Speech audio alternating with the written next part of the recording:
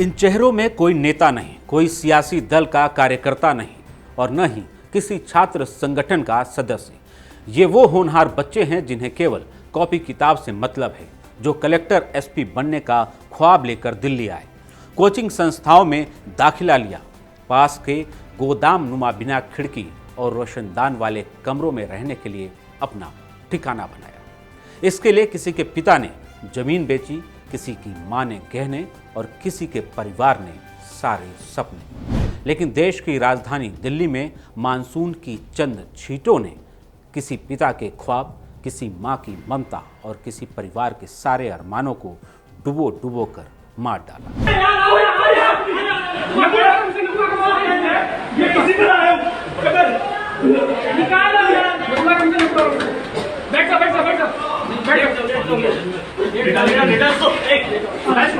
सपनों की कब्रगाह या शमशान में दिल्ली को बदलने का कौन है गुनहगार? खबरों की तह तक में आज इसकी बात। मैं हूं पुनीत त्रिपाठी।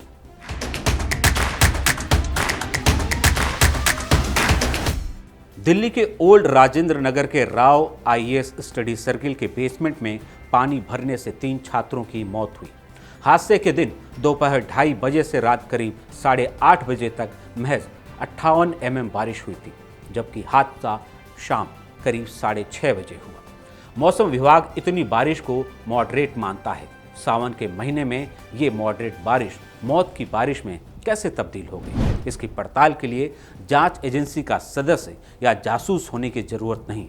अब तक ये साफ हो चुका है कि इलाके के पढ़ने वाले बच्चे, इलाके का आम आदमी पार्टी का विधायक दुर्गेश पाठक से लेकर तमाम लोग बता चुके हैं कि कई कोचिंग संस्थानों ने गलत तरीके से बेसमेंट बनाकर उसका गलत इस्तेमाल शुरू किया।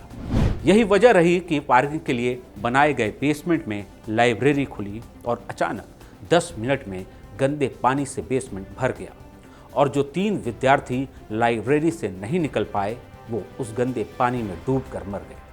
अब सवाल उठता है कि दिल्ली में अवैध निर्माण और जल निकासी, नालों की सफाई की जिम्मेदारी किसकी है?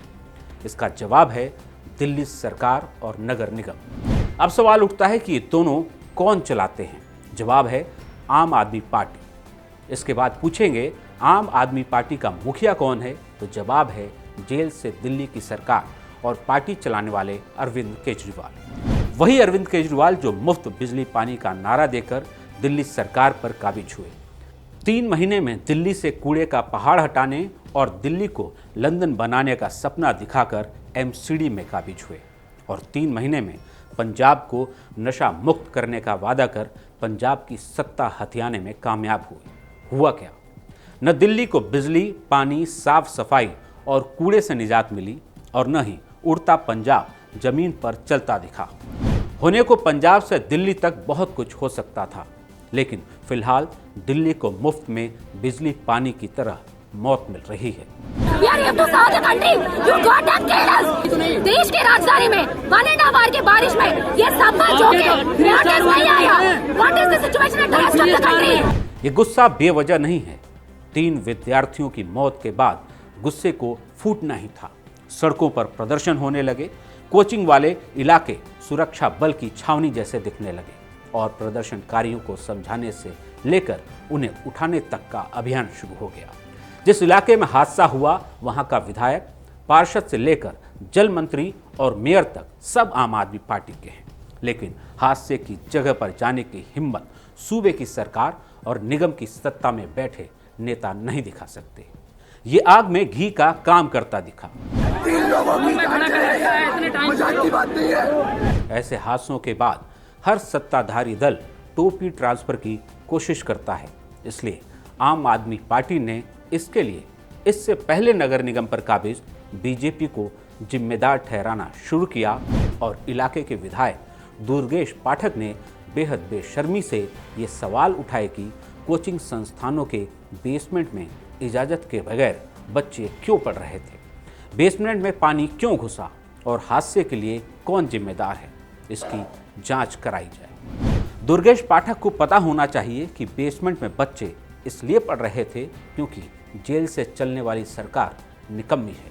बेसमेंट में पानी इसलिए घुसा क्योंकि दिल्ली सरकार झूठी और दिल्ली नगर निगम मक्कार है, क्योंकि आपकी झूठी, निकम्मी और मक्कारों की टीम ने ही मानसून से पहले सारे नालों की सफाई, गाद निकाले जाने का दावा किया था। और जहां तक जिम्मेदारी की बात है तो नाले बने तो उसका फीता काटने पहुंचे आपके नेता, और बोर्ड और शिलापट लगे तो नेताओं के नाम, क्रेडिट ले नेता, और हादसा हो जाए तो अधिकारी जिम्मेदार। पूरा ओआरएन में आपके बेसमेंट में लाइब्रेरीज मिलेंगे, बीचेस मिलेंगे, फूड कोर्ट्स मिलेंगे, तो कितने लोग और मरेंगे? नेताओं को बेशर्म बोला जाना, बेहया कहना, ये सब अच्छा नहीं लग रहा होगा।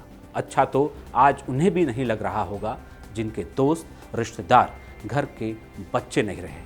इसलिए आज उनके सुनने और जनता के सुनाने की बारी है। जहां हादसा हुआ है ना, उसी कोचिंग के बेसमेंट की शिकायत एक छात्र ने बिल्डिंग विभाग यानी एमसीडी को दी थी, वो भी 2 महीने पहले। इसमें कहा गया था कि बेसमेंट में बगैर एनओसी कोचिंग सेंटर चलाया जा रहा है, जिससे छात्रों और स्टाफ की जान को खतरा है।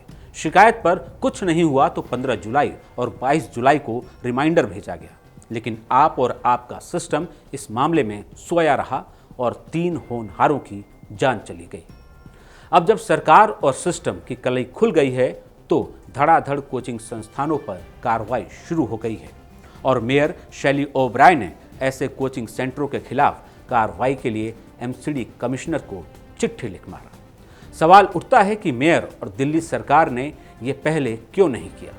इसकी वजह है जनता का ठेंगे पर होना और इनके पास केवल एक काम होना, भ्रष्टाचार के आरोप में जेल में बंद मुख्यमंत्री केजरीवाल को बाहर निकालने में अपनी ताकत लगाना। कभी उनकी सेहत को लेकर बयानबाजी तो कभी विरोधियों पर साजिश के आरोप।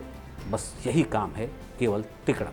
और ये सब इसलिए हो रहा है क्योंकि दिल्ली में आम आदमी पार्टी से भी गई गुजरी दिल्ली बीजेपी और दिल्ली कांग्रेस है, जो जनता के मुद्दों पर ईंट से ईंट बजा ही नहीं सकती। अगर इनमें दम होता तो ये तब तूफान खड़ा कर देते जब 19 मई को किराड़ी के इंदिरा एन्क्लेव में खुले तार से रेहड़ी में करंट दौड़ने से एक शख्स की मौत हुई थी।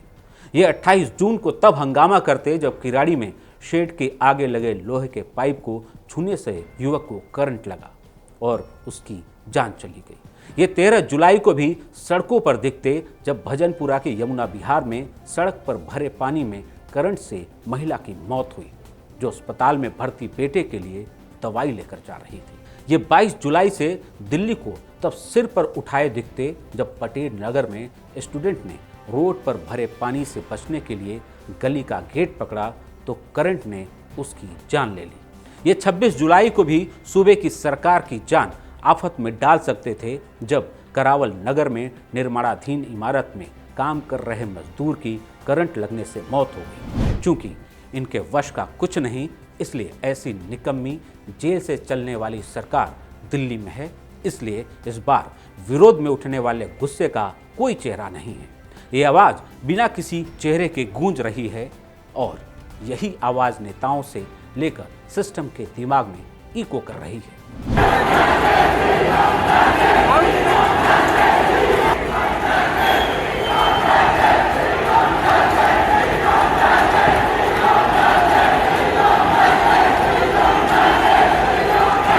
चूंकि मामला नौजवान के गुस्से का है, इसलिए अब जल मंत्री आतिशी सामने नहीं आ रही हैं। न कथित मैडम सीएम के जरिए जेल में बंद सीएम का संदेश ही आ रहा है। केवल बयानों की खानापूर्ति हो रही है। हरियाणा चुनाव जीतने के लिए रणनीति बनाई जा रही है। केजरीवाल के जेल के मुद्दे पर विरोधियों को एकजुट कर प्रदर्शन की तैयारी की जा रही है। जनता को अपने हाल पर छोड़ने के लिए 1-2 दिन की मोहलत चाहिए। कोई नया मुद्दा आएगा, ध्यान डाइवर्ट होगा और रास्ता निकल जाएगा। क्या आपको भी नहीं लगता कि दिल्ली की सरकार के पास केजरीवाल करने के अलावा कोई और काम नहीं है? अपनी राय कमेंट बॉक्स में ज़रूर लिखें और ये वीडियो पसंद आया हो तो लाइक और शेयर करें और चैनल को सब्सक्राइब करें।